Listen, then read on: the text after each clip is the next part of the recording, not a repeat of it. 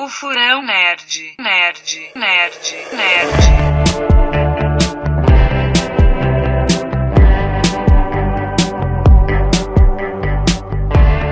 Fala galera do Furão Nerd, eu sou André Sakata e já tive curso meia boca de Photoshop sem layer. Fala pessoal, aqui é Lucas Coelho e não existe mulher feia, você que não usou o Photoshop direito. E aí pessoal, aqui é o Rogério e eu já usei o Print Master. Entregando a idade, né? Entregando a idade. Bom galera, hoje vai ser uma podcast muito divertida e hoje vai ser sobre os 25 anos do programa Adobe Photoshop. Quando a gente pega o Photoshop, né, hoje em dia, o pessoal que está entrando aí, começando no design gráfico, às vezes não tem ideia da história que tem por trás desse programa, né? A quantidade de problemas que a gente já sofreu e ainda assim achava sensacional conseguir fazer a manipulação de imagem, mesmo antes dos layers, antes dos filtros, antes de tudo isso, né? Realmente hoje em dia é um verbo, né? Falar, vou photoshopar alguma coisa, né? Já está no nosso vocabulário desde pequeno já. E o pessoal escutando em televisão, em propaganda, essas coisas, Photoshop, então meio que já está dentro da nossa cultura aí. E vamos falar um pouquinho sobre ele hoje, né? Isso aí, estamos aí na luta no Photoshop há muito tempo. Muito tempo.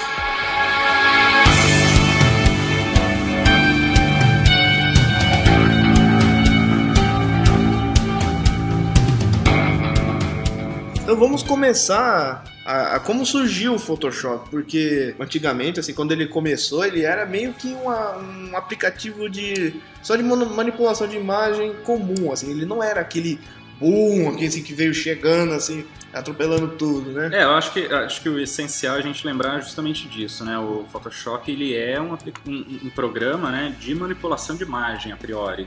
No final dos anos 90, né, que os irmãos Tom e John No, eu nunca sei se é No ou como é que fala o sobrenome deles, mas enfim, eles criaram o primeiro Photoshop que nem tinha esse nome ainda, né? Ele era chamado de Display e só depois, ali no ano seguinte, que eles conseguiram mesmo lançar o Photoshop 1.0. E o software começa como um processo de manipulação de imagem, né? Então a função inicial dele era facilitar a vida dos fotógrafos ali para fazer algum retoque, a vida dos diretores de arte e tudo mais. E você manipulava nada mais nada menos do que os pixels, né? Não tinha muito esse negócio de vetor até então, nem passava perto por enquanto a parte de vetor, a não ser a parte de 3D, né? Mas o que é interessante lembrar é que assim, não tinha toda essa pretensão de ser um software, né, do que é hoje em dia, né? Foi mais um estudo que eles estavam tendo lá sobre algo na faculdade dele, se eu não me engano, e já trabalhava com uma coisa no cinema, né? Então, dentro da tese que ele estava desenvolvendo para software, foi surgindo isso daí aí com a ideia de comercializar, né? Foi meio por acaso. Hoje em dia chamariam de uma startup do Vale do Silício. Exatamente.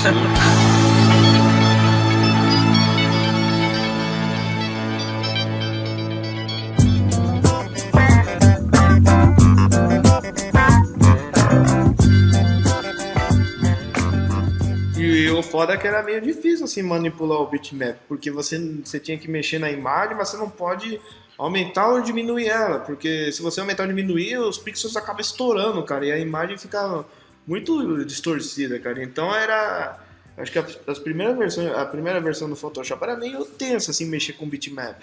Eu acho que vale a pena a gente contextualizar, né? A gente pegar o contexto tecnológico que a gente estava vivendo, né? Então a gente fala do começo dos anos 90, a gente tem que lembrar que o processo da revolução das câmeras digitais ainda ia nascer, né? Então a gente ainda tinha todo um processo analógico de escaneamento de cromos, escaneamento de fotografias e tudo mais para conseguir trabalhar. E a gente tinha aqueles mega laboratórios químicos e tudo mais. E o Photoshop ele veio mais como uma opção, né? A primeira versão ele tinha correção de cor, de tom, de saturação, algumas ferramentas mais simples que visavam a gente poder eliminar toda aquela quantidade de retoques que tinha que fazer manualmente antes num laboratório químico, né? Então, se você quer uma foto um pouco mais saturada, você tinha que dar uma exposição maior ou menor, né? O contraste ali de luz e sombra e tudo mais. Mas o que a gente também tem que contextualizar era que a gente fala em manipulação de imagem, hoje banalizado, eu acredito, né?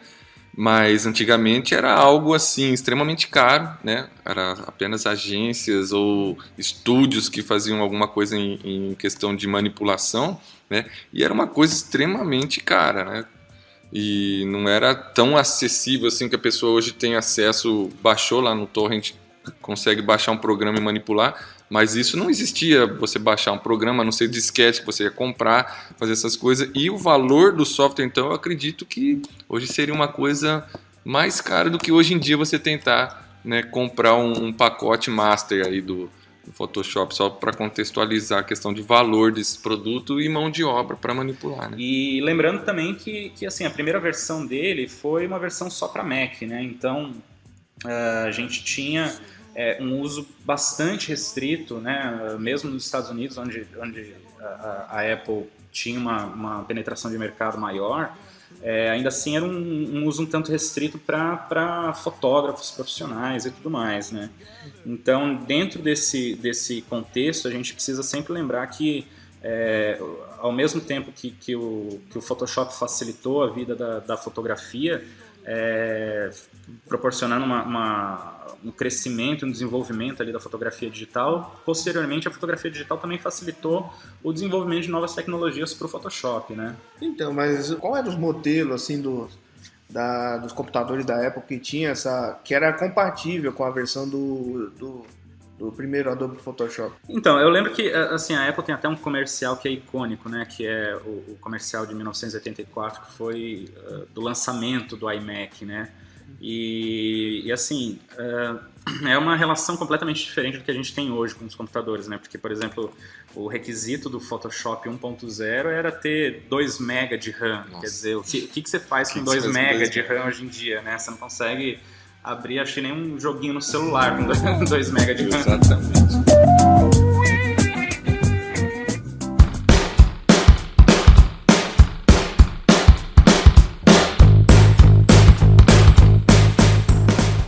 Photoshop nos anos 90 era só pra quem pode mesmo, cara, não é? Então, acho que é mais ou menos como o Rogério colocou, né? A questão do custo que se tinha na época, né? Então, assim, mas não tinha curso, assim? Ensinava a fazer mexer no Photoshop?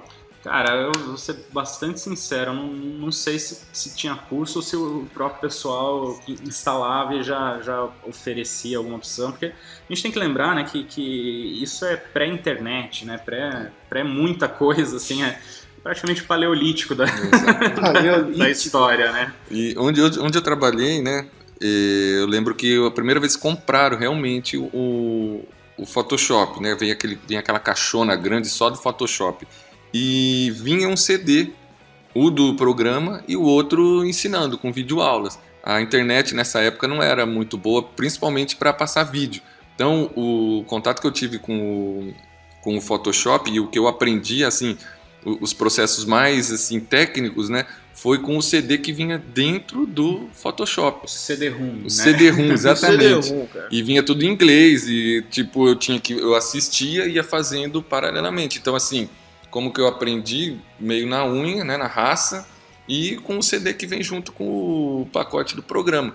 E assim, aquela parte do histogram lá, a parte que você nunca tinha contato ainda, mexer com layer, essas coisas, vinha dentro do pacote. Então, cursos, eu acredito que não devia ter muito na época, porque a demanda não devia ser grande naquela época. Se hoje em dia a gente tem a varinha mágica, que é a seleção automática. Sim. Como era mexer com seleção na primeira versão? Porque eu sei que deve ser uma coisa muito manual. Eu tive contato, o primeiro Photoshop que eu usei mesmo, enfim, final dos anos 90 ali, mas era o Photoshop 3.0, né? Então, que era o primeiro Photoshop que tinha o sistema de camadas, né? Até então ele não trabalhava com camada, que era um desespero, porque você ia colocar um texto e o texto ficava mesclado com a imagem, você não recortava, você não podia ter um fundo transparente, você não podia ter nada disso. Então, fora que você não tinha um histórico, né? Então você podia voltar uma vez, uma ação. Então se você errou 2 vezes sem querer, você fecha, começa do zero, abre de novo. Ixi. E aí, assim, no Photoshop o 3.0, eu usei pouco, mas eu tive contato com ele a primeira vez, o sistema de camadas foi um negócio que me deixou meio maluco, assim, eu não conseguia entender. O conceito, né? Ainda hoje, as pessoas elas se confundem um pouco com o conceito de camada. Acho que vale um pouco explicar essa questão. Eu sempre costumo mostrar na parte prática, assim, pego um papel tipo transparência, né? E coloco em cima de um sulfite e vou adicionando novas folhas de transparência assim para eles entenderem, né, o conceito de camada, que realmente é esse, né, que foi essa ideia e que era usado no mercado cinematográfico esse estilo de adicionar camadas para fazer animação e tal. Então acho que quando eu mostro a parte de você colocar um papel transparência em cima de um sulfite lá para ele e você alterar apenas aquela camada, aí eles começam a entender um pouco como que funciona o esquema de camadas, né? Mas foi um salto revolucionário a camada dentro do Photoshop. A camada salvou muitas vidas de fotógrafos e designers, né?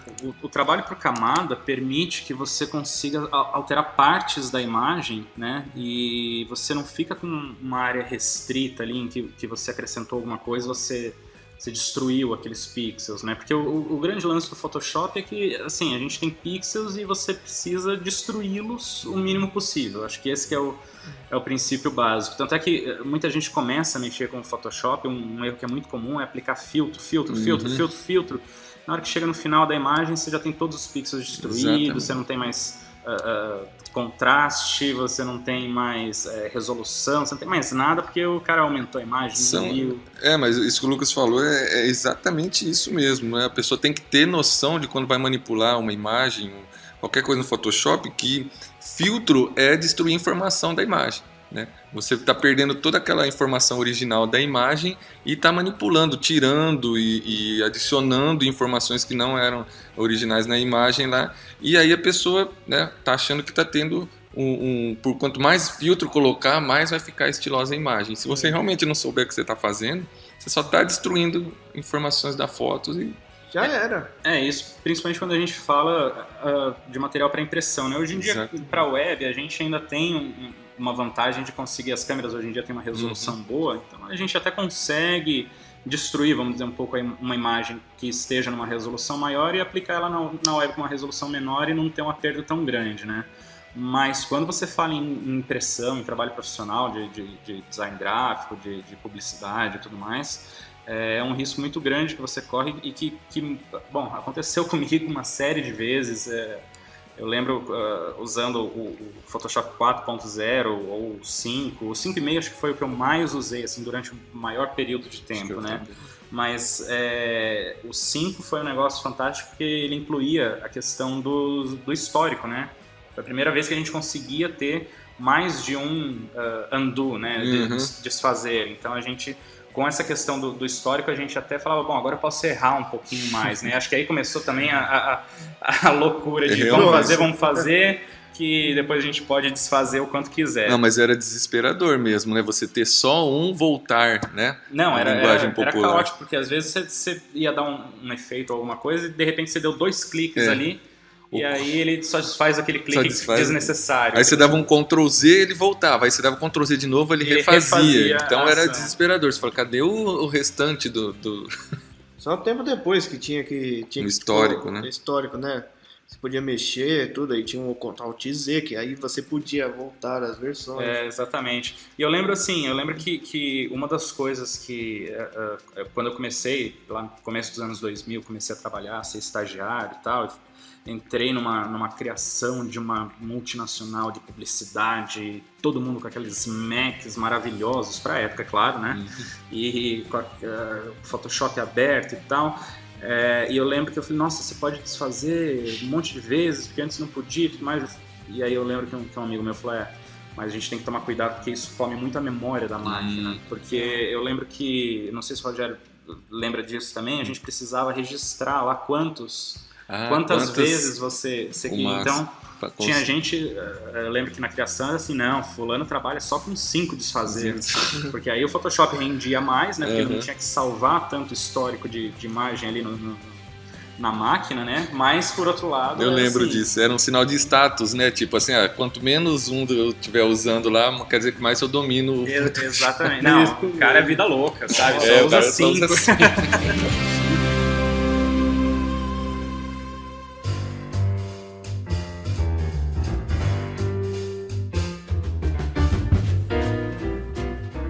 Cara, tem um boato que rolou, assim, quando eu fazia o curso de Photoshop meia boca, que eu fiz num curso de informática. Conte aí sua experiência com esse curso aí, Saká. Então, é que assim, dizem que quando você abre mais de 99 layers no Adobe Photoshop, tipo, o computador da pane, tipo, para de funcionar. Isso era um boato na época que eu ouvi. Acho que isso é uma lenda, hein, Saká? Uma lenda. Cara, eu tô aqui pra dizer que é uma lenda, porque teve uma vez que eu tive um material de Natal pra fazer pra um cliente, era um anúncio e ele queria brilho, e ele ficava movimentando cada uma das estrelinhas brilhantes e gira pra cá, gira pra lá, e não dava pra mesclar tudo aquilo, né? Então eu tive que ir abrindo layers e grupos e tudo mais, e eu nem sei se eu tenho, se eu tiver o print eu coloco aí embaixo na postagem, mas eu tive um arquivo de Photoshop com 218 layers. 200! E aí, assim, só de pasta, eu acho que eram umas 35 pastas, né, grupos, né, de layers que eu tinha que ir agrupando de alguma maneira, mas foi um trabalho insano de uma semana inteira em cima da máquina ali para conseguir fazer os brilhinhos do jeito que ele queria, e depois a gente vê tudo isso destruído na impressão, né? Nossa, porque... é verdade. Mas era... Vira uma coisa só, né?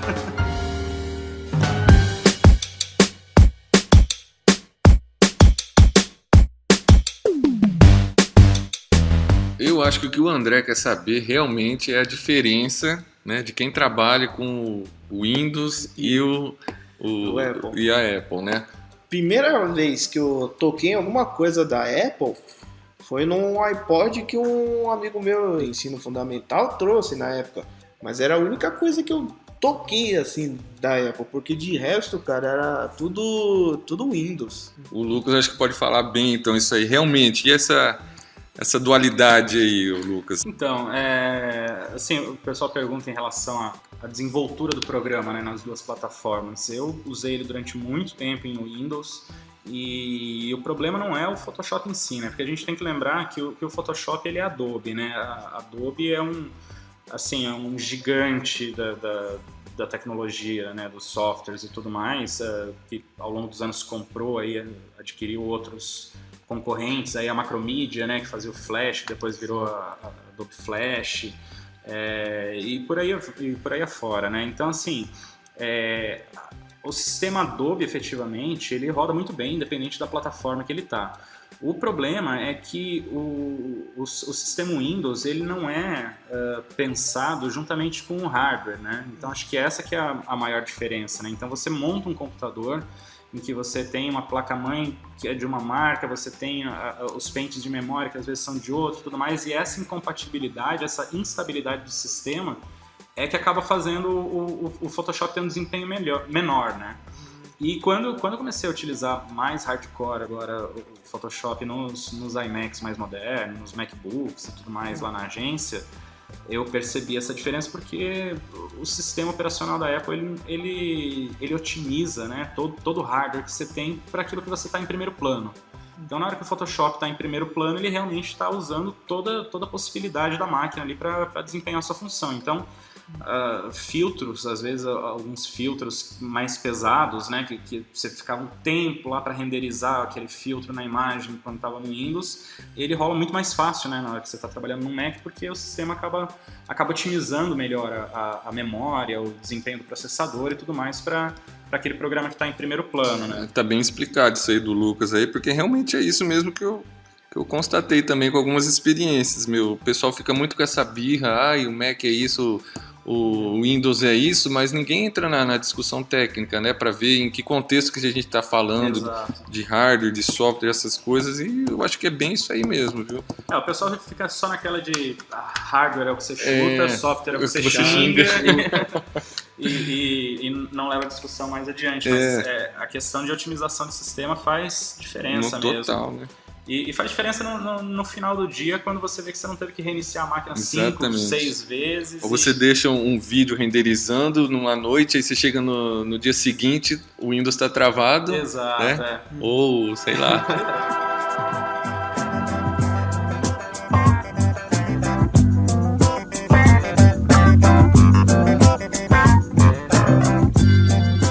A primeira vez que eu ouvi falar em Photoshop mesmo foi num comercial de uma câmera que a Polishop tava anunciando. Era o primórdio assim, das câmeras digitais, tudo.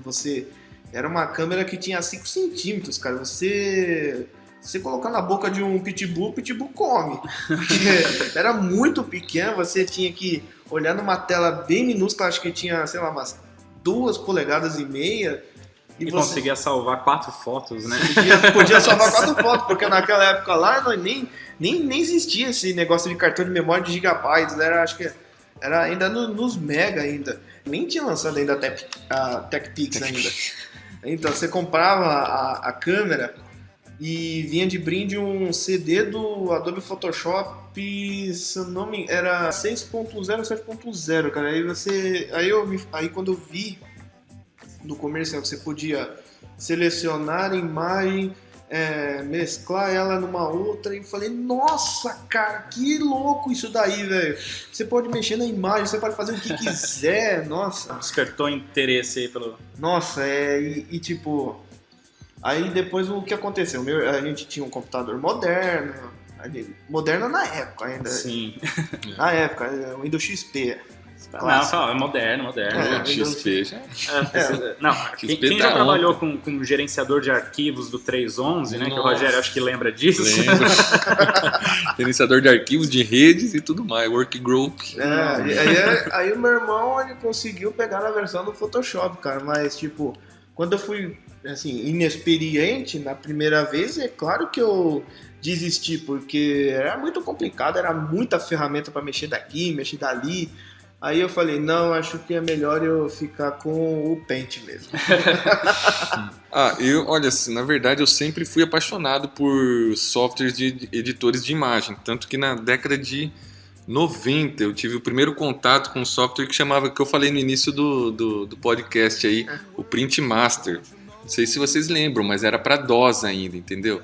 Já vinha uns cartõezinhos já criados, né? E você ia lá, colocava o texto e aí imprimia naquela impressora matricial, sabe? Uhum. Então, assim, eu vi esse software, eu já comecei a gostar da parte gráfica aí. E aí, quando eu entrei aqui no Nivem, que eu trabalhava na parte de laboratório, de manutenção de laboratório, aí eu tinha que dar manutenção nos computadores depois que os alunos usavam. E aí eu achei esse programinha chamado PaintShop Pro, né? Quem quiser ver aí, eu acho que vai encontrar fácil para dar download na internet ainda hoje. E nesse programa que eu comecei a ter o primeiro contato com manipulação de imagem. Só que não existia o tal da camada ainda, entendeu? Tudo que você fazia já ficava lá já na imagem simples. Né, na própria imagem, texto, qualquer coisa que você colocava, era tudo já na imagem, tá? E aí que eu comecei a me interessar por manipulação de imagem, que todo mundo faz hoje em dia quando pega um software, a primeira coisa é ficar enchendo de filtro, né? Manipulando, deixando negativo e fazendo o quê? Então, daí pro Photoshop foi um pulo, né? Que aí dentro do Photoshop eu descobri a parte da camada, a manipulação de camada, de canais também, né? Que é uma coisa muito importante pra gente abordar aí, que é a parte de camadas de canais, né? De cor, de né? cores no Photoshop, que foi também um avanço, né? Você conseguir manipular determinado canal da cor ali e com isso conseguir fazer, né, alguns efeitos interessantes. Foi muito engraçada a primeira vez que eu efetivamente abri um Photoshop, né? Eu fui para uma agência e aí um amigo meu trabalhava lá e tal, na parte de criação, ele era ilustrador e tudo mais. Naquela época ainda ele ilustrava bastante à mão, né? Ainda não tinha essas tables aí, a mesa digitalizadora e tudo mais. E eu lembro que ele falou, eu vou fazer um horário de almoço aí e tal, não sei o que, se você quiser ficar aí, dar uma mexida no Photoshop. Eu falei, pô, Photoshop, né? Eu quero ver esse negócio. Eu falei, tá, e aí, como é que faz? E era um Mac, né? Começa já daí, já tava errado pra mim ali. Eu falei, putz, onde eu acho as coisas aqui no Mac, né? Eu falei, não, o ícone tá ali na área de trabalho, né? Na mesa, é só dar 2 cliques ali, você abre e vai mexendo, e vai experimentando. E aí foi uma frustração, porque ele fez 1 hora de almoço e quando ele voltou, o programa tava lá aberto com aquela tela cinza. Porque eu falei, cara, eu tô fazendo tudo aqui, clicando em tudo e não funciona. E aí foi que ele foi lá em File, New Documents, e aí eu entendi, porque a gente estava acostumado, né, com a plataforma Office, né, e você abre o Word e você já tem a tela ali, né, a página, você abre o PowerPoint e você já tem a página. E aí eu abri o Photoshop imaginando que já ia ter a página, né. E aí ele falou, não, você tem que abrir, você tem que fazer a seleção de qual formato que você quer, qual que é a resolução, qual é o tipo de cor. Eu falei, cara, você não me larga aqui com um programa desse sem explicar isso daí, né. E aí, no final das contas, a minha primeira experiência com Photoshop foi uma experiência de não uso de Photoshop. E eu fazia a faculdade de comunicação social na época, e era o primeiro ano era mesclado o pessoal de publicidade com o pessoal de jornalismo, né? Então, tinha alguns trabalhos que eles envolviam produção de texto e produção gráfica mesmo, né? Assim, a diagramação de uma página e tal. E aí a gente via que tinha uma diferença grande. O pessoal queria fazer jornalismo, já ficava focado ali no texto, o pessoal de publicidade já... E aí a gente tentava mesclar os grupos para sempre ter alguém que soubesse mexer no Photoshop, soubesse fazer um texto legal e tudo mais. E aí nessa da faculdade eu comecei a me envolver um pouco mais, isso em 2000, né, 99, 2000, comecei a me envolver um pouco mais ali com a questão do Photoshop, comecei a entender. Mas eu acabei usando, antes de usar... Se eu usar mais hard, assim, de Photoshop, eu usei muito o PageMaker, né? Que é o antecessor do Illustrator, que é o programa de diagramação da Adobe. E aí, como o PageMaker ele já trabalhava com uma série de elementos soltos ali na página, daí para eu entender o processo de camada não foi tão complicado e eu acabei me adaptando relativamente bem. Mas eu lembro até hoje que quando eu descobri que isso foi uma das coisas mais fantásticas que teve no Photoshop, acho que no 6.0, que foi a inclusão de máscaras, né? Então você não precisava, se você quisesse fazer uma fusão de uma imagem com a outra, você não precisava apagar um pedaço de uma imagem, apagar um pedaço da outra, colocar uma do lado, você podia colocar uma camada por cima daquilo, que seria uma máscara, e aí nessa máscara você ia recortando a máscara e apagando para poder revelar o que estava embaixo. Então você não destruía a imagem, né? Você tinha aquele original, e aí com essa máscara você começava a fazer essa fusão. E aí eu lembro que qualquer coisa que eu ia fazer no Photoshop, eu falava, não, tem que ter fusão de imagem, tem que ter máscara, porque era aquilo que eu sabia fazer, né? Então, e aí é aquela coisa, né? Quem começa a usar assim, começa sempre a achar um ou outro filtro que gosta mais, né? Eu lembro quando surgiu o Clouds, né? Nossa, cria nuvens automaticamente, assim.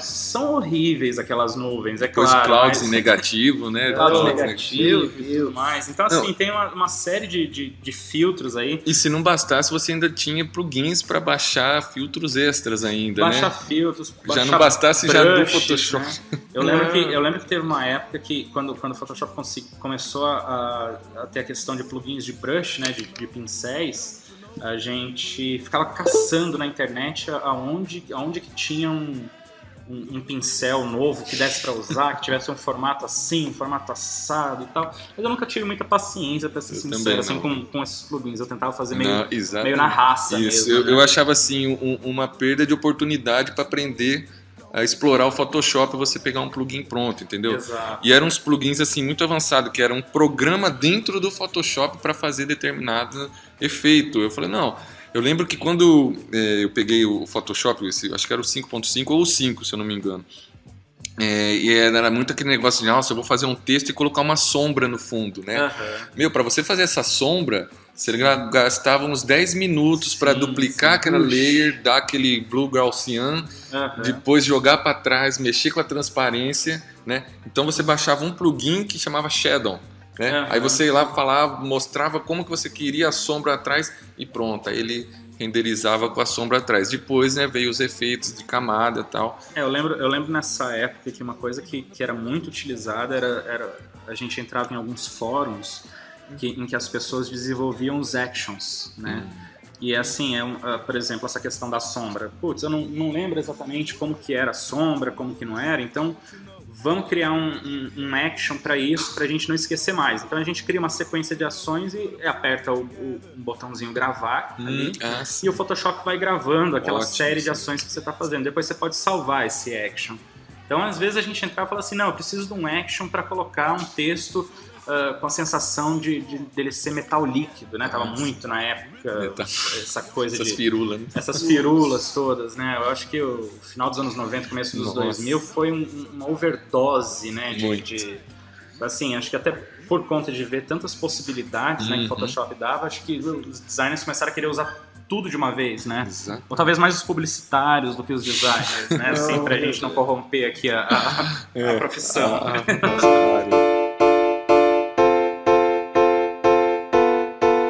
Experiência com Photoshop, acho que antes de começar o curso meia boca, é que eu me lembro que tinha uma revista de anime que chamava Ultra Jovem, que vinha com CD, com CD-ROM na época.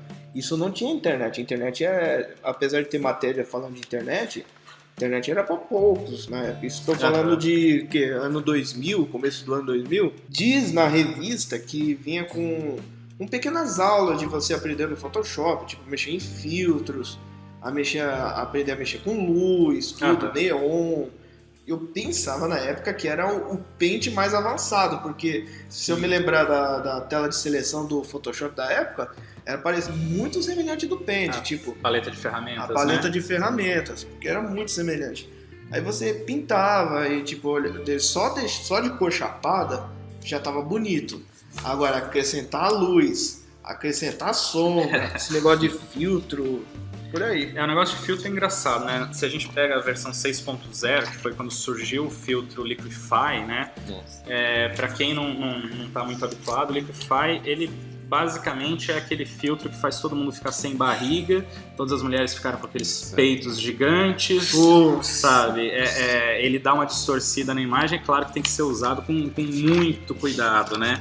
E aí é onde surgem as aberrações, porque as pessoas começam a utilizar esse filtro de maneira descabida e a gente tem aquelas fotos de menina super magra na frente do mar e o mar todo ondulado em volta, porque ela esqueceu que não podia selecionar o mar junto, né? O azulejo também, né? Trazendo o azulejo o azulejo todo torto e tudo mais. Mas é muito engraçado, porque com essa versão eu lembro que foi uma época que eu trabalhava como...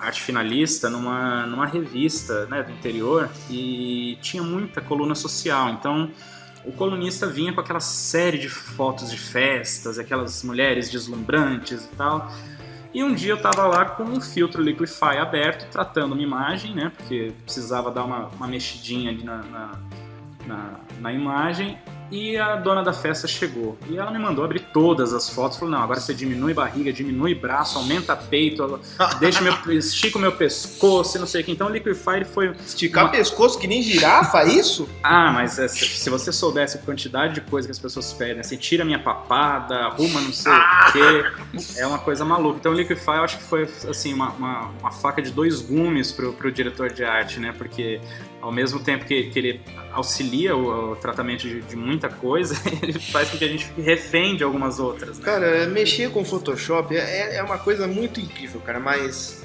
veja bem, eu na época, eu não aprendi assim, tipo, fazer esses efeitos assim, hiper mega maravilhosos, tipo, transformar uma mulher assim, tipo, normal numa modelo, cara. Tipo, eu achei legal na época, mas se você ver os designs de hoje em dia, vai achar aquilo lá uma bosta, cara. Que design mais horrível aquilo lá, velho. Hoje realmente a gente tem desde a versão 8, né, a versão 7 para 8, né, que começou o processo de desenvolvimento do Camera Raw, né, que a gente tem um tratamento que ela começa já antes mesmo, né? A gente voltando aqui no começo do podcast, lembrando que o Photoshop é um software de manipulação de imagens, né? A gente tem o Camera Raw como algo que agrega muito, né? Porque você começa a trabalhar depois veio a criação do Lightroom, né? Literalmente o quarto escuro, né? Você começa a trabalhar com o negativo da imagem, né? Então, antes de você começar a destruir os pixels, você já começa a fazer todo o balanço, todo o equilíbrio de cor e tudo mais, né? E que é algo que começa nas versões CS ali, né? Depois que passa o 8.0, ele já vem pro Creative Suite e começa a ter essas opções mais ligadas, mesmo voltando, eu acho, à proposta inicial, que é um software focado para quem trabalha a manipulação da imagem, mais para fotógrafos, profissionais e tudo mais, né?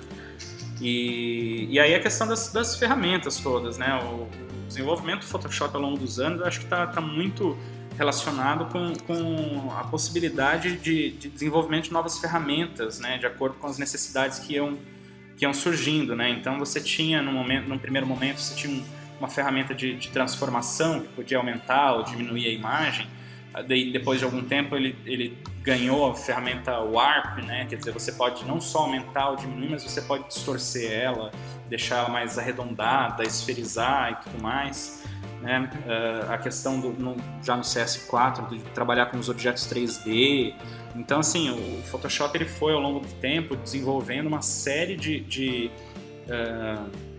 novas ferramentas que vêm a somar aí pro trabalho, mas que ao mesmo tempo faz com que o usuário que hoje vai pegar o Photoshop pela primeira vez tenha um pouco de receio, né, Rogério? Você que dá aula aí pro pessoal, acho que você sente bem isso, né? Então, o que eu percebo também do Photoshop é assim, ele começou com algo extremamente técnico, voltado para profissionais, né, uma coisa assim, extremamente técnica, e à medida do que foi passando essas novas versões, entrou aí no Creative Suite, aí, quando eles entraram na parte do CS, foi uma coisa assim, deixar o mais acessível possível para o leigo, né? Sim. Tipo, quando eles colocaram aquela ferramenta de remoção do olho vermelho, aquilo para mim foi um ponto principal, incrível. Que eu entendi assim, eles querem assim, atingir o iniciante ali, a pessoa que nunca teve acesso, né?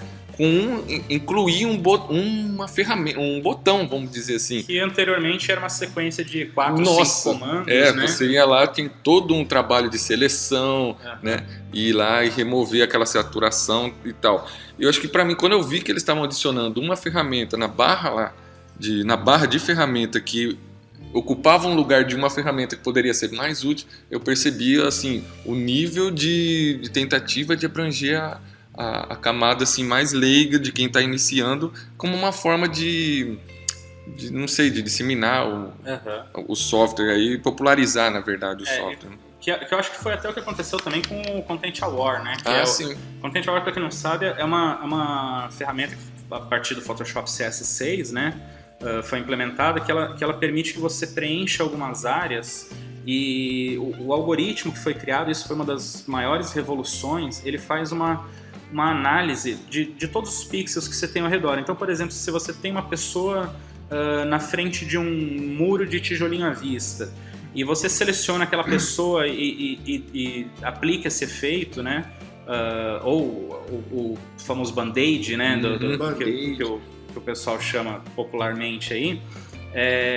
Você pinta aquela pessoa e o algoritmo do Photoshop ele vai reconhecer todos os pixels que tem ao redor e determinar qual é o padrão daqueles pixels. Então, se você tem um muro de tijolinho à vista, ele vai ver qual que é o padrão do tamanho de cada tijolinho e tudo mais, e aplicar e entender que aquela pessoa não faz parte do padrão daquele muro. E aí ele elimina automaticamente, que acho que é mais ou menos o que o Rogério colocou aqui, que é uma maneira de em 1 ou 2 cliques chegar num resultado que só profissionais chegariam com 20, 30 ações diferentes, né? Essa tentativa de facilitar a vida do operador lá do que está mexendo, que está manipulando lá o software, né? É uma forma de deixar popular, né? Eu acredito que não tem assim um outro objetivo, né? Porque se eles quisessem seguir na linha técnica, né, deixar extremamente para profissionais, eles iam perder uma fatia grande, né? Porque hoje em dia a gente vê aí, a gente que fica aí no Facebook, né? E a gente vê assim... Quem nunca, né? Facebook agora virou parte da nossa vida, assim como um cachorro. E eu ouvi dizer que esse negócio de Facebook e rede social veio pra ficar, viu? Que a gente vê essa parte no Facebook, a quantidade de imagens que aparece assim, de pessoas que não são ligadas à área de design, não são da parte de publicidade. E o que eles fazem? Eles colocam esses memes, né? Sim. Essas piadinhas com foto, assim, escrevam nas fotos. E assim, não fizeram um curso, então... Por que é fácil ele pegar uma foto lá da vizinha dele, fazer uma legenda, ou colocar uma carinha na frente, ou manipular, fazer uma montagenzinha lá? Eu acho que vem dessa facilidade da Adobe, essa preocupação da Adobe de deixar o software bem acessível para os leigos. E é o que eu falo para os alunos, né? O Photoshop hoje em dia não é um diferencial se você quer ser um designer, né? Não é um diferencial nenhum. Mínimo, é uma né? obrigação, né? Você vai fazer uma entrevista num lugar, eu sou designer, eu mexo com essa parte, já subentende-se que você sabe Photoshop. Vai pôr no currículo, eu sei Photoshop. É obrigação. Se você entra nessa área de design, comunicação, já subentende-se que você tem Photoshop. Então, se tem esse pessoal que está aí no Facebook, que faz esses memes, que faz essas imagens engraçadas aí que a gente vê, eles sabem manipular, né? Eles sabem fazer uma imagem. Imagina você que está na área de design ou na área de publicidade, essas coisas que tenta manipular alguma coisa assim, como que não é sua obrigação saber bem o Photoshop, e tecnicamente, não como uma sobrinhagem, vamos dizer assim.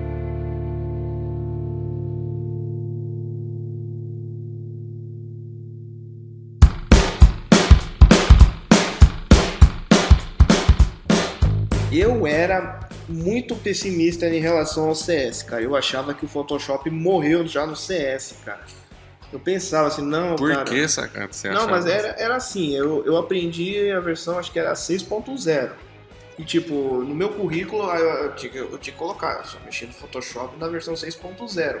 Eu não mexi na versão CS ou na versão CC. Se eu fosse mexer no Photoshop, eu só poderia mexer na versão 6.0. Eu não queria mexer na versão CS, porque eu achava que o CS bagunçou, ficou fora de ordem. Porque a questão é que o CS ele acabou reorganizando, né? O Photoshop passou muito tempo acrescentando coisas a uma mesma interface, né? E aí com o CS ele acabou dando uma remodelada geral nisso, e realmente tem muita gente que eu mesmo fui um que tive uma resistência enorme em mudar para o CS, porque a gente sempre tem resistência ao novo, né? Mas chega um determinado momento que a gente tem que expandir a cabeça e falar, não, vamos experimentar isso e tentar aprender, né? Mas então... sabe uma coisa que eu acho interessante para quem tem essa dificuldade? Eu também tinha essa dificuldade. Sempre quando surgia uma versão mais nova, a gente ficava com receio de atualizar e de repente aquilo que eu sabia fazer já não vou ter a mesma facilidade. É que quando o Photoshop, né, ou outros programas da Adobe são atualizados, tem lá uma abinha que você muda lá, onde mexe na parte de painel, eu não lembro o nome, e tem o que há de novo. Então o que ele faz? Ele ressalta todos os itens dos menus com uma cor azulada, por exemplo, assim, e mostra o que há de novo. Então o que eu fazia? Sempre quando atualizava uma versão, eu ativava essa função e via todas as novidades dos menus. Para quem tiver Photoshop quiser saber, na paleta Windows você tem o Workspace, né? Que você tem as opções do que é de novo, e você pode inclusive definir um padrão, né, de paletas. Sim. Eu mesmo tenho algumas paletas que eu prefiro numa determinada ordem, que não é o padrão, o default, né, do Photoshop. Sim. E aí eu personalizo essa área de trabalho aí para melhor aplicação. Depois que eu percebi que, como eu tô fazendo, depois que eu comecei a fazer curso de design gráfico, aí eu comecei a notar, cara, pelo que eu tô vendo, eu preciso ficar mais informado. Aí então eu comecei a usar eu comecei a deixar esse pensamento de ficar só numa versão do Photoshop e pegar uma versão mais atual. Porque assim você tem que ficar informado, porque ficar informado é um papel muito importante de quem vai fazer publicidade ou quem vai fazer design gráfico. Sim. Então eu tinha que parar de pensar, para de pensar só no 6.0, pensa nas últimas versões. Aí o que eu fiz? Comecei a correr atrás, eu comecei a mexer mais, comecei a fuçar mais nas outras versões do Adobe Photoshop, eu comecei a ter aula já começando com o CS5, mas eu queria ver como é o CS6.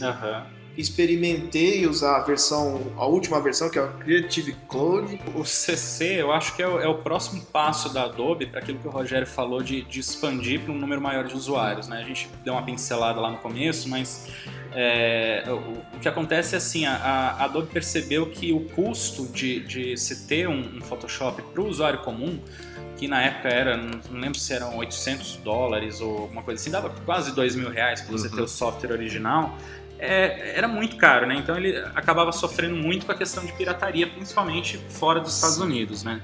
E aí a solução que eles acharam para isso foi criar um plano, né, que fosse mais barato e que você tivesse conectado diretamente ao cloud, né, a nuvem da Adobe. Então você faz o download, você faz o registro na Adobe, você faz o download dos programas e você pode utilizar em até... Aí tem os tipos de plano, né? Você pode utilizar em 3 máquinas, em 2 máquinas. E aí você pode remover ou adicionar usuários de acordo com o plano, e isso direto debitado num cartão de crédito, né? Então você paga uma mensalidade que eu acho que é uma coisa correta a se fazer, né? Você ter um valor fixo ali e pagar realmente pelo uso do software, e você tem toda a questão de suporte, né? Então uma coisa que o brasileiro ele sempre deu muito jeitinho, né? E assim, sempre os programas craqueados e tudo mais e tal, e aí a gente acaba perdendo uma série de questões da experiência Adobe, que é justamente toda a assistência que ela dá para todo tipo de dúvida, todo tipo de tutorial e problemas com o programa, né? Que a gente consegue solucionar às vezes muito mais fácil do que perder 10 horas procurando um fórum específico que explique exatamente aquilo e tudo mais. Mas então, Coelho, só pra falar, eu gostei muito dessa nova versão do Adobe, do CC. Mas é que o problema é que, como é uma versão mais nova, precisa de um hardware, né, um hardware um pouco mais potente, porque ele é um pouco pesado. Eu não consegui mexer no Illustrator versão CC, no Photoshop eu dei para mexer, ficou muito bom, facilitou bastante. Então, o Photoshop, assim, se der um Core 2 Duo, assim, pegar o CC, ele roda facilmente. Agora, acontece, tem no Photoshop, ele tem agora aquele plugin em 3D, né, para você mexer. E aquilo ali, quando você vai instalar, manipular alguma imagem logo de começo, ele faz o software, ele faz uma checagem no seu hardware e ele detecta que se você tem ou não placa de vídeo. E com isso, ele habilita e desabilita algumas funções.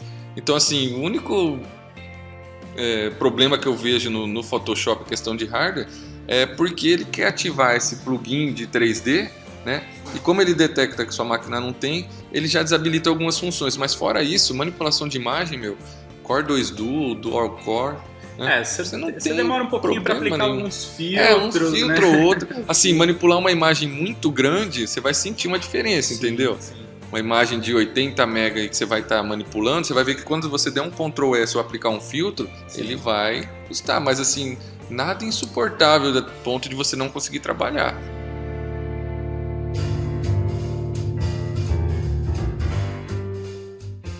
Eu acho que traduzir o Photoshop é uma opção boa, assim, quem gosta, que fica tudo em português, tudo, mas nós, como designers, a gente tá mais acostumado já na versão em inglês, cara, porque se a gente vai falar, tipo, onde fica layer? Layer, se a gente for traduzir, é camada. A gente, às vezes, a gente acaba se bananando quando fica traduzindo pro português, cara, porque a gente tá tão acostumado em falar layer, stroker, pathfinder. Eu posso falar isso porque às vezes uma vez aqui na faculdade já aconteceu isso de instalarem um software em laboratórios em português, né? Sim. E aí você pega aquele pessoal que já vem de casa já conhecendo, então você vai passar os comandos, é como se eles estivessem aprendendo agora. E tinha professores que preferiam a versão em português, né, porque era mais fácil para ensinar o aluno associava mais o nome à função, né, à execução de algum trabalho, né? E alguns não gostam. Então eu achei mais esse negócio de tradução, é mais questão de gosto pessoal do usuário mesmo. Eu acho que tem também um outro ponto que é o seguinte, né? Se a gente for pegar historicamente, né, o Photoshop ele tinha só a versão em inglês, né? Então o pessoal de uma geração anterior que começou a trabalhar já com as primeiras versões do programa estão acostumados ali com os nomes em inglês e eles acabam passando adiante e eles instalaram nas máquinas das empresas a versão em inglês e quem chegou começou a usar em inglês e foi... E aí, assim, acaba tendo uma padronização para quem é do mercado mesmo. É muito difícil você chegar hoje numa agência. Na verdade, eu não me lembro realmente de chegar numa agência e ter um Photoshop em português. Português, exatamente. Porque, assim, tem alguns nomes de filtro, nomes de ações ali que você realmente se perde mesmo. Traduzir blush. Você tem alguns, por exemplo, você tem o desfoque gaussiano, né? O Gaussian Blur, ou você tem adicionar ruído, né? Que é o noise. Vanish point, ponto de fuga. Ponto de fuga, pensa. Nossa. Então, assim, tem uma nomenclatura em português que realmente dá uma complicada, né? Matiz, saturação e não sei o que é o Hue saturation, sabe? Mas isso interfere no currículo? Tipo, você aprende Você aprende Photoshop em português, mas aí você vai trabalhar numa empresa e eles usam o inglês. Isso interfere? Cara, não sei se interfere, mas se eu posso dar uma dica instale em inglês, viu? Nas dúvidas, utilize em inglês, porque 99% do mercado você vai achar o Photoshop em inglês e até porque, assim, hoje em dia a gente se a gente pegar principalmente agências de grandes centros, né? Você não trabalha mais só com contas nacionais, né? Lá na agência mesmo a gente tem algumas multinacionais e aí, assim, a padronização de linguagem mesmo do mercado acaba sendo toda em inglês, né? Então, o próprio Photoshopar que a gente estava comentando aqui, a gente acaba traduzindo ali alguns termos, fazendo versões brasileiras e tudo mais, mas a base mesmo de comunicação é em inglês. E aí, às vezes, você acaba perdendo, porque se você pega um tutorial que está em inglês, você já se perde ali na nomenclatura ou qualquer coisa do gênero, né? Então, se fica uma boa dica assim, ok, aprendeu em português? Beleza, assim que possível, instala em inglês e vai treinando, porque você não vai ouvir alguém falar camada, só vai ouvir falar layer realmente dentro do mercado de trabalho. Então aí vai a recomendação. Se for usar qualquer programa da Adobe, seja em inglês. Mas é bem por aí. Fora que é o seguinte, né? Eu acho que é muito mais difícil a gente conseguir achar uma versão em português do que em inglês, né? Em inglês a gente tem uma facilidade maior aí nos lugares que a gente não pode falar e que você sabe onde baixa, né? Mas assim, a gente não estimula nada disso, é claro. Você tem que abrir uma conta no Creative Suite, né? No Creative Cloud. Mas se não for possível, a gente sabe como é que funciona o mercado, né? Fica subentendido.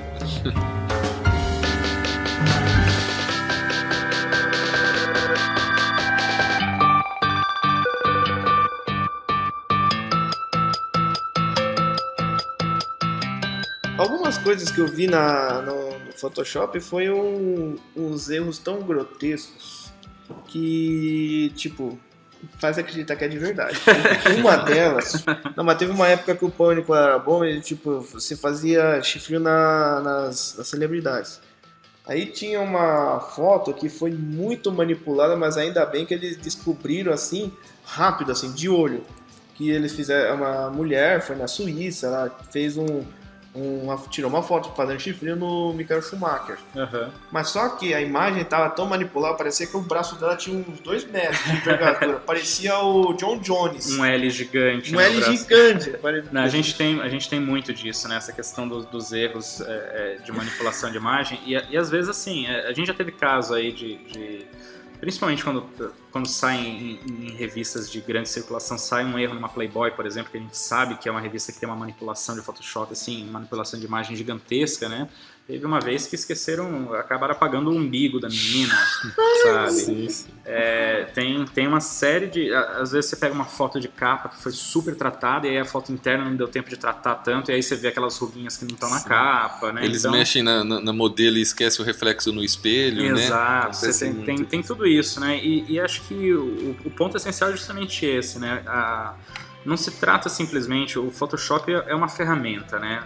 A gente não pode tratá-lo como ponto final. Eu tenho um Photoshop e logo eu sou um bom designer, eu sou um bom fotógrafo e tudo mais. É a mesma coisa você ter uma grande câmera fotográfica, máquina fotográfica, isso não faz de você um fotógrafo genial, né? E o Photoshop é a mesma coisa. Então a gente acaba tendo mesmo essas subcelebridades que querem ficar parecendo mais magras, sabe? E aí, se a gente for lembrar, isso daí não é uma coisa nova, né? A gente tem Contextualizando um pouco em história aqui, né, o Trotsky, né, que foi uma figura emblemática lá da Revolução Russa, ele foi apagado pelo Stalin. Quando o Stalin chegou no poder, ele foi apagado de todas as fotos, né? E num processo manual. Então, assim, a gente tem hoje esses registros, né, dessa tentativa de apagar a história, né, de mudar a história através da manipulação de imagem. E eu fico imaginando naquela época, se tivesse Photoshop, que ele não teria feito, né?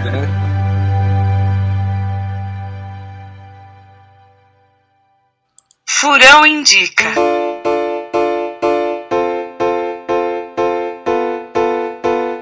Bom, vamos para os recados então nessa capa. Recados então para falar. Pode começar aí, Lucas Coelho. Bom, na verdade não é nem um recado, é uma indicação aí. Eu acho que a gente falou hoje bastante sobre Photoshop e tudo mais, e uma indicação aí que vale a pena todo mundo ver, na verdade todo mundo ler, é o livro 1984, do George Orwell.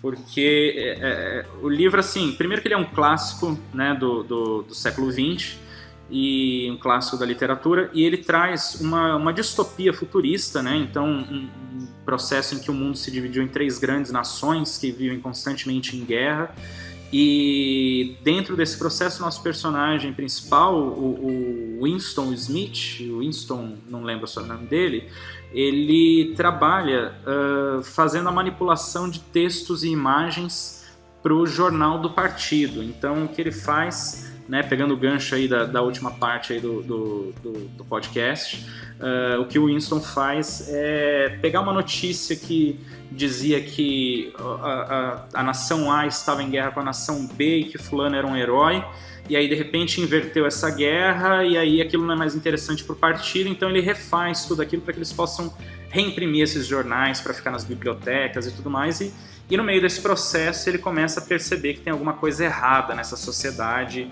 em que todos eram vigiados pelo grande irmão que zelava por todos. E aí a gente tem uma série de leituras, de níveis de leituras dentro desse livro, né? Então a gente tem o 1984, ele fala do grande irmão, né? O Big Brother, que olha todos, né? Então todos são vigiados, é uma sociedade em constante guerra, em constante vigília, onde ninguém tem acesso à informação concreta. Eu acho que isso casa muito bem com o que a gente está vivendo hoje em dia, em que a gente não sabe se aquela foto é de verdade ou não, se aquele texto é de verdade ou não, porque a gente pode manipular praticamente tudo que a gente quiser hoje com softwares aí que a gente tem em mãos. Então, essa fica sendo a minha dica aí, 1984, do George Orwell. Bacana essa indicação, mas assim, eu vou focar mais assim para a pessoa que gosta dessa área e quer começar aí na parte de design, né? E a gente vê aí um pessoal que quer iniciar e não sabe por onde. Então a dica vai desse livro, né, que é bastante indicado aqui na faculdade de design gráfico, que é o Design para quem não é designer, né? Traz bastantes indicações assim para o pessoal que está iniciando em questão dos conceitos básicos de design, né? Aproximação, repetição, alinhamento, contraste, essas coisas assim, e como você está trabalhando com isso. Porque o Photoshop, na verdade, é apenas uma ferramenta onde você vai aplicar os seus conceitos, né? E saber Photoshop por Photoshop, né? Você vai virar o quê? Um operador de software só. O meu recado não tem assim a ver com Photoshop, design, mas sim de um jogo que está fazendo um sucesso para quem tem celular ou tablet. Recentemente, a PopCap lançou a sua última atualização do jogo Plants vs Zombies 2 It's About Time, que é a atualização do novo mundo chamado A Cidade Perdida, que é aquele mundo assim, tipo Indiana Jones, você vai encontrar um reino perdido, de tesouros e tudo mais. Cara, Plants vs Zombies, pra mim, eu nunca vi um jogo tão bom pra celular, pra passar o tempo, do que esse, cara. Vou baixar agora. Vai baixar agora. E além do mais, quem não baixou esse jogo, baixa agora, que ele é gratuito, tá de graça. Isso que eu queria saber, é o ponto mais importante. É de graça. Não precisa craquear, então. Nada disso, nada disso. E além do mais, quem tem já essa versão, faz a última atualização que saiu, é a Cidade Perdida Parte 1, e em breve vai ser lançada a Cidade Perdida Parte 2. Sensacional. Que é a continuação. E aí vai o meu jabazinho assim, que é da PopCap, né? Então, essa é a minha indicação. Plantas vs Zombies 2 It's About Time, com a nova atualização The Lost City ou A Cidade Perdida, parte 1. Muito bom. Muito bom, e acho que aí, já que o Sakata tá falando de zumbis, eu acho que fica definido que uma boa montagem para esse garoto é ele aparecer de zumbi ali na imagem principal.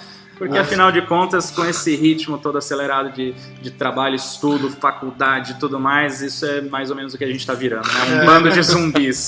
Tá vendo? Estamos virando zumbis todo dia. Pelo menos no Photoshop. Você vai virar, Sakata.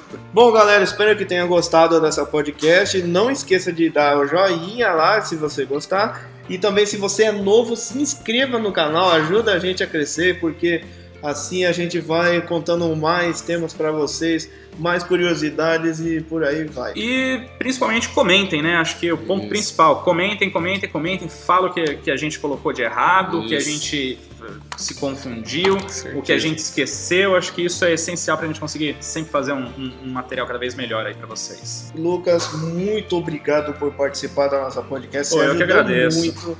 Professor Rogério, o nosso querido professor RGB. Legal, foi bom participar aí mais uma vez, né, Sakata, do seu podcast aí. Quando você precisar, tá aí. Então aí, mande dicas aí para tema das próximas podcasts que eu com certeza vou comentar e analisar.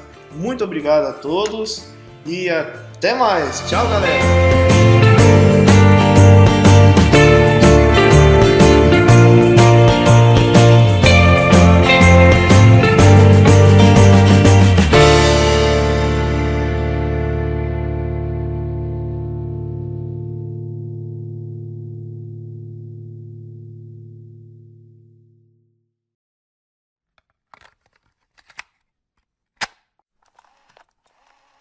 Já que o Sakata tá falando de zumbis, eu acho que fica definido que uma boa montagem para esse garoto é ele aparecer de zumbi ali na imagem principal. Tá vendo? Estamos virando zumbis todo dia.